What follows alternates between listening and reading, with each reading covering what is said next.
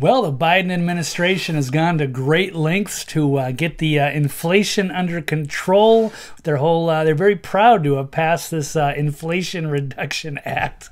And we just had the CPI report come out the other day, and Wall Street took a bit of a tumble, but Joe Biden did not seem to notice. He and the Democrats on Tuesday, they celebrated their $740 billion Green New Deal, absurdly named the Inflation Reduction Act, at the White House. So what was hilarious about it, it was just hours after a very disappointing August inflation report.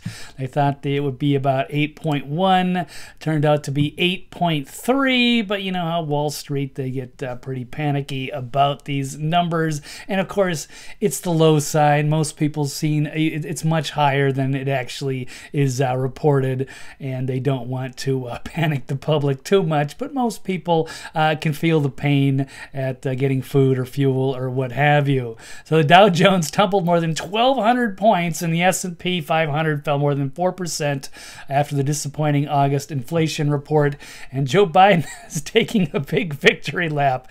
Not the good timing. While the stock market was absolutely tanking.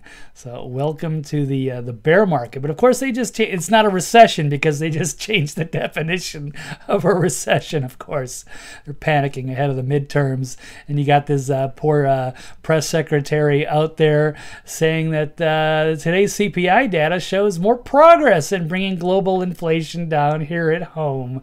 So you can just make nobody holds her accountable, but nobody takes her seriously either, at least not out of the Beltway bubble.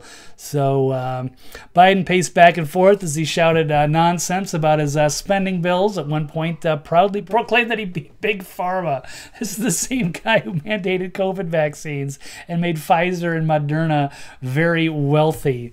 And he also bragged that he had been in office in Congress for 720 years. Some of my colleagues have been around long. How long we've been fighting pharma? How long we've been taking on these interests? From the time I got to the Senate 720 years ago. I'm serious. Think about it. Let's be honest. So despite these horrific numbers that show we're in like one of the worst economic times in American history, even CNN pointed out how ridiculous Biden looked and sounded as a celebration. Okay, you're listening there to President Biden at the White House. He's celebrating the passage of the Inflation Reduction Act. He says that he's been fighting Big Pharma for decades.